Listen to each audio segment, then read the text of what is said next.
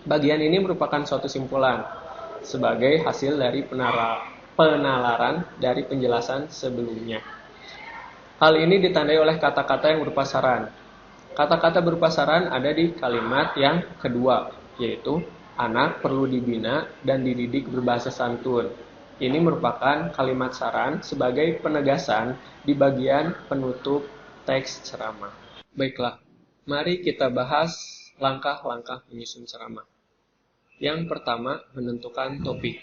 Topik yang bisa dijadikan ceramah diantaranya berdasarkan pengalaman pribadi, hobi dan keterampilan, peristiwa yang hangat, dan pembicaraan publik juga bisa pendapat pribadi mengenai suatu hal, ataupun minat khalayak. Yang kedua, merumuskan tujuan ceramah. Tujuan umum ceramah biasanya dirumuskan untuk memberitahukan atau berisi informasi. Yang kedua yaitu memengaruhi atau persuasi, dan yang ketiga menghibur atau rekreatif, seperti yang sudah saya jelaskan di awal tentang tujuan umum ceramah. Di tujuan ini kalian bisa memilih ceramah itu ingin sebagai pemberitahuan informasi saja, ataukah hanya untuk mempengaruhi saja, ataupun hanya untuk menghibur saja, ataupun kalian gabungkan ketiga tujuan tersebut. Jadi di dalam ceramah kalian bisa memberi informasi, bisa memberi pengaruh atau mempengaruhi, juga disampaikan dengan cara yang menghibur. Yang ketiga yaitu menyusun kerangka ceramah. Kerangka ceramah merupakan rencana yang memuat garis-garis besar materi yang akan diceramahkan untuk memudahkan penyusunan karangan. Kerangka ceramah bermanfaat dalam memudahkan penyusunan karangan sehingga karangan menjadi lebih sistematis dan teratur, menghindari timbulnya pengulangan pembahasan, serta membantu pengumpulan data dan sumber-sumber yang diperlukan. Kerangka ceramah yang baik memiliki ciri-ciri sebagai berikut, yaitu meliputi 3 bagian pokok, pengantar, isi penutup. Itu sama halnya dengan struktur yang kita bahas tadi. Lalu maksud dari ceramah diungkapkan dengan kalimat-kalimat yang jelas. Jadi jangan ambigu. Yang ketiga, setiap bagian dalam kerangka ceramah hanya memiliki satu gagasan dan tersusun secara logis. Lalu langkah yang keempat adalah menyusun ceramah berdasarkan kerangka. Jadi sebelumnya kita menyusun kerangka ceramah, kemudian kita susun ceramah tersebut dengan panduan kerangka ceramah yang sudah kita tulis sebelumnya.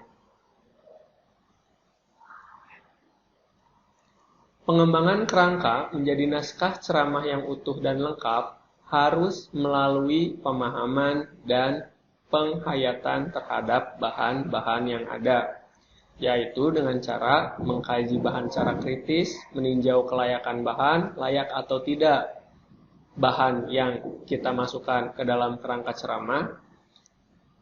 Kemudian, apakah bahan yang kita ambil itu menimbulkan pro dan kontra, ataupun kita harus menguasai bahan ceramah berdasarkan jalan pikiran yang logis. Seperti itu langkah-langkah menyusun ceramah.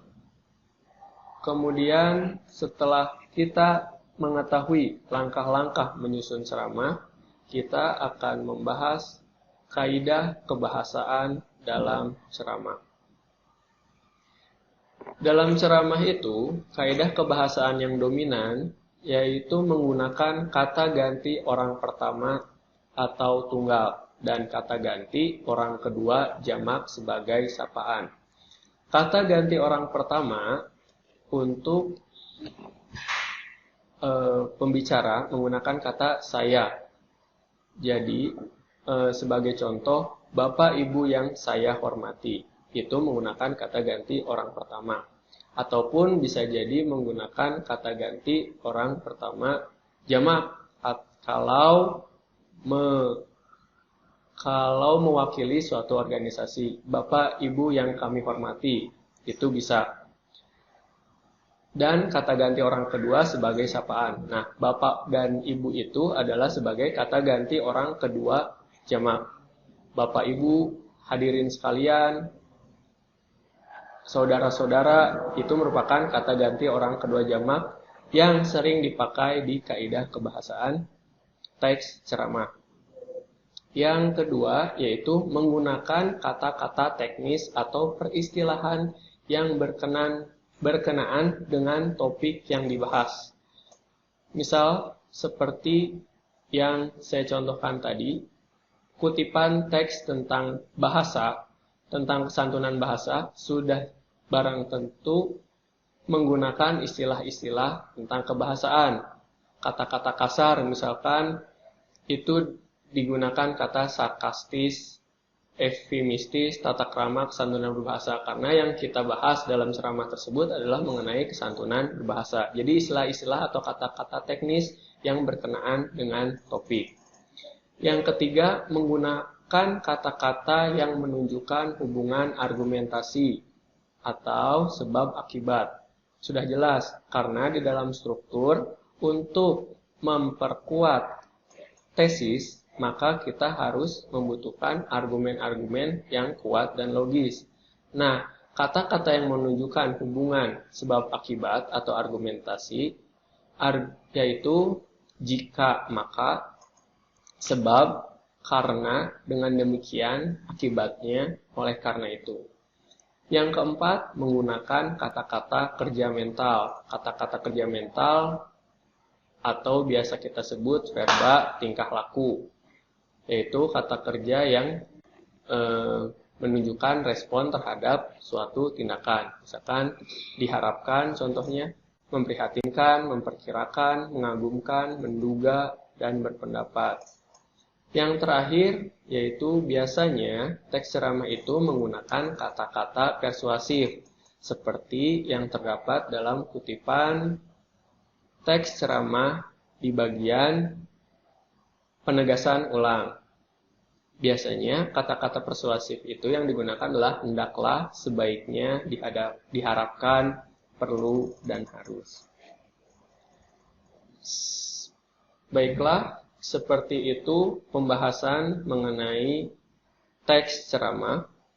Mudah-mudahan bermanfaat. Terima kasih atas perhatiannya. Wassalamualaikum warahmatullahi wabarakatuh.